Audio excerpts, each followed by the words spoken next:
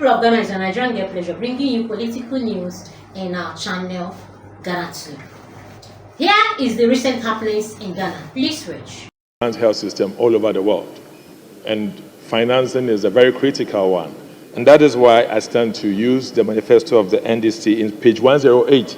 Mr. Speaker, I said, the next NDC government would explore innovative and alternative ways of funding the health sector and prioritize allocations by establishing, one, the Ghana Medical Care Trust Fund to support the cost of care for persons with chronic diseases such as kidney failures, dialysis, cancers, and heart diseases. Number two, to decollateralize the NHIA and ensure the total revenue 100% is given them. Mr. Speaker, conspicuously missing from the President's State of the Nation address was number 2 of his own manifesto promise, which is to uncap the NHIA. I have a strong feeling that something is changing, and nobody spoke about it, because healthcare finance is a very topical issue,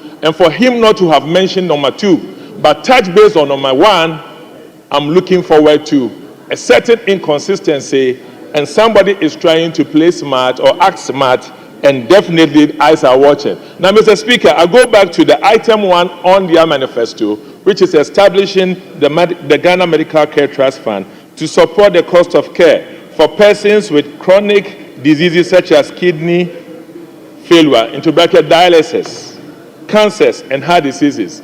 Mr. Speaker, do we need to establish a medical trust fund to look at these diseases, or a medical trust fund to raise funds to support Medicare in terms of health financing?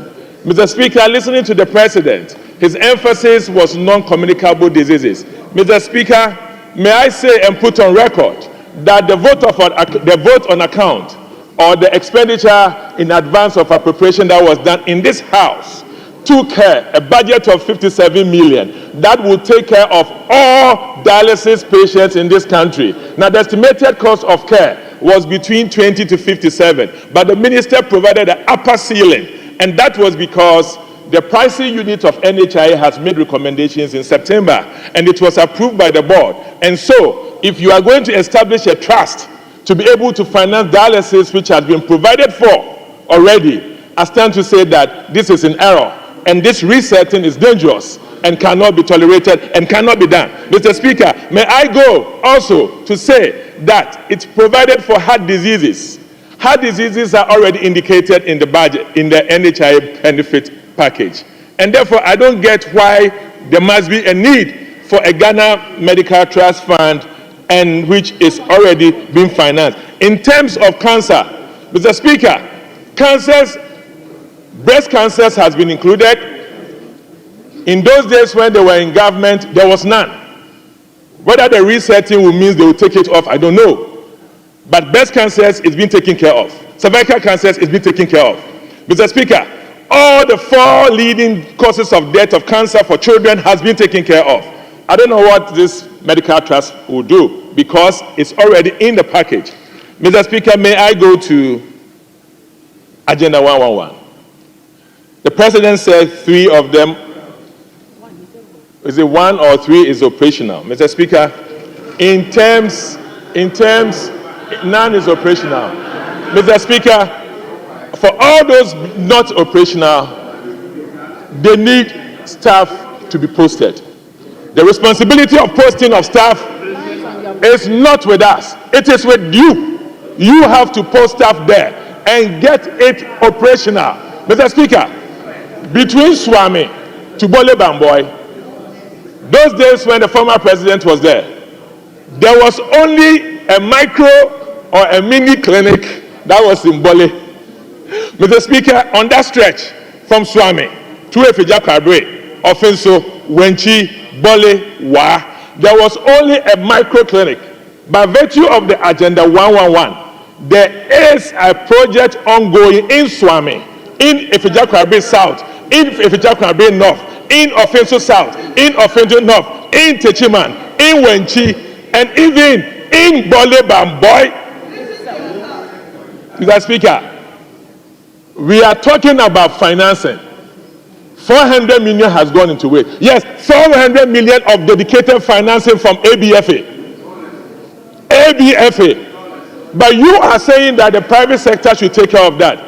Mr. Speaker, they must demonstrate commitment to financing from the budget. The same ABFA that the MPP use, they can also make an allocation in this budget from ABFA. Apart from that, may I say, you go for concessionary loans. You are asking for PPP, which is good. I am into the private sector in healthcare financing. If you give me the opportunity, I'll take the juicy ones in the capital cities.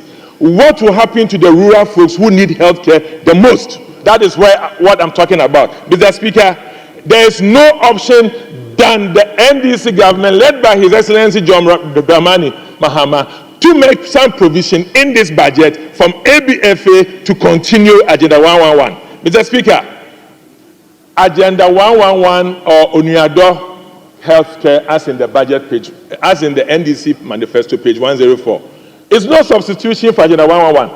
Mr. Speaker, the Onuado vans, as in the manifesto, is allowing vans to go to deprived areas to provide specialist care and co. This is contradictory, extremely contradictory to a permanent measure of providing healthcare in all areas. We're talking about universal healthcare coverage by 2030, making healthcare affordable, accessible, available to all. It's not in those days where there's none. You need to get a van to provide specialist surgeries, and you leave within 2 hours, something happened to somebody. Where would be the vans to go and take care of them? Those are stopgap measures, and you should prioritize Agenda 111 and not that of the Onuado one, which is just a temporary measure. Mr. Speaker, there is the network of practice by the Ghana Health Service, and that is allowing for all specialists to be attached to CHIPS compounds, health centers, polyclinics, and this policy must be strengthened. But Onuado saying that I will drive through with specialists, take care of you, drive back, go and sleep, whilst the other policy is we are attaching specialists to you, and you are going to compete Onuado with this. I stand to be confused with this resetting, and this is not the best for this country and must not come on. Mr. Speaker, may I go to primary health care? Doctor, your time is almost up. Okay, so in the manifesto, they said primary health care, free primary health care. What is free primary health care?